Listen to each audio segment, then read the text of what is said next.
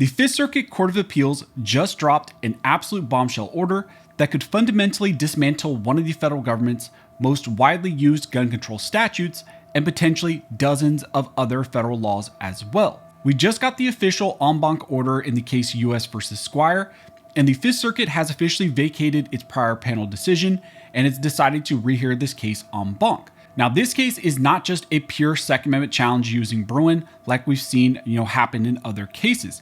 Instead, this is the full Fifth Circuit taking the case to answer a direct challenge to Congress's authority under the Commerce Clause.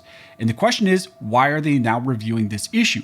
Well, as Judge Higginson said explicitly in his dissenting opinion when he said that they should not grant review to this case, he said that the Fifth Circuit is directly answering a call that was issued just a few months ago by Justice Thomas in the case US versus Hamani.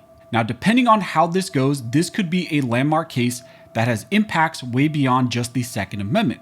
And now we have another major development in this case because the Fifth Circuit has calendared this case for en banc oral arguments, and that is going to happen during the week of January 18th. That means that we now have a timeline for when the full Fifth Circuit could actually hear arguments in this critical challenge revolving around federal power and the use of Commerce Clause. So let's break down what is happening in this case, what was the ruling, what Justice Thomas said, and why this case could completely upend federal criminal laws as we know it right now. Now, before we jump into what is going on in this critical case, if you like this type of content and you want to ensure that you get it going forward, make sure to subscribe to the channel and turn on all notifications to never miss these videos when I release them. Now, to understand how massive this case is, we have to look at the statute at the center of this case, and that is 18 U.S.C. section 922G1, and that is the federal prohibition banning individuals with prior felony convictions from possessing firearms or ammunition. Now, for years, litigants have tried to strike down this federal law, the possession law here, using two-way arguments. But in this case, US versus Squire, the defendant challenged his conviction by going after the federal government's power to pass the law in the very first place, and he is challenging it under the Commerce Clause. He is saying that the Commerce Clause should not be used to pass this type of law. Now, in June of 2026, a three-judge panel ruled against Mr. Squire, adhering to decades of precedent. But Squire filed a petition for a rehearing en banc in the Fifth Circuit, and he asked for the full Fifth Circuit to step in and review this case. And then on July 20th, the Fifth Circuit granted that petition and officially vacated that prior panel opinion. The entire active bench of the Fifth Circuit will now rehear the case and take a hard look at whether mere possession of a firearm, even one that previously crossed state lines, actually falls within Congress's power to regulate interstate commerce. Now, the question is, why did the Fifth Circuit suddenly jump in on this issue, and why are they now suddenly reviewing the Commerce Clause? Well, as Fifth Circuit Judge Higginson actually highlighted in his dissent from the en banc order, this move directly follows Justice Clarence Thomas's recent concurrence in the case US versus Hamani. In Hamani, Justice Thomas, writing alone, explicitly invited lower courts to re-examine the constitutionality of Section 922G under the Commerce Clause. And under historical Supreme Court precedent, like US versus Lopez, Congress can regulate three categories of commerce. First, the channels of interstate commerce. Second, the instrumentalities or persons and things in interstate commerce. And finally, third, activities that substantially affect interstate commerce. Now, in Lopez, the Supreme Court struck down the original Gun-Free School Zones Act, Section 922Q, because it had no jurisdictional requirements showing that the gun affected interstate commerce. Now, in response, Congress slapped a jurisdictional hook onto Section 922G, meaning as long as a firearm or ammunition ever crossed state lines or is manufactured out of state, well, then the federal government claimed authority over that item forever. For 30 years, every federal circuit court accepted that type of jurisdictional hook, but Justice Thomas questioned whether an item simply having crossed a state line at some point in its history gives Congress the power to criminalize local, purely intrastate possession today. And the Fifth Circuit heard Justice Thomas loud and clear, and they have stepped in on this issue, and they're reviewing this case based on the Commerce Clause. Judge Higginson's dissent from that order granting a rehearing shows just how terrified the establishment and the judiciary really is of this case.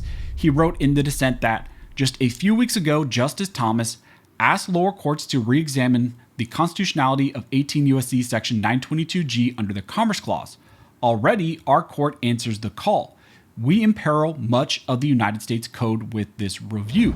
Higginson argues that if the Fifth Circuit holds that Section 922G1 lacks a sufficient connection to interstate commerce, it won't just affect gun laws. He points out that this could open the floodgates, calling into question federal statutes and countless of other administrative and criminal regulations that rely on that same thin interstate nexus. In fact, in his dissent, he raises some apocalyptic questions and concerns about how this could operate if the Fifth Circuit strikes this down based on the Commerce Clause.